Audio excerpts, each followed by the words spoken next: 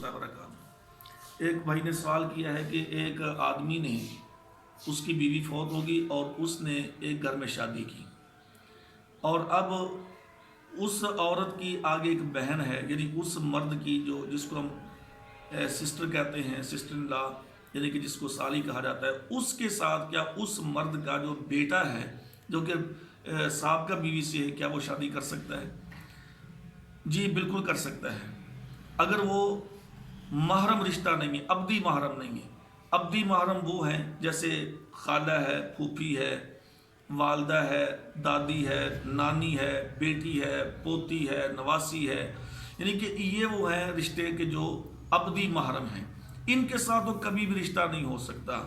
لیکن اگر ایسی کیفیت میں کہ وہ رشتہ دار الگ ہیں، ان کا ان کے ساتھ کوئی پہلے سے تعلق واسطہ نہیں تھا، وہ غیر محرم تھے،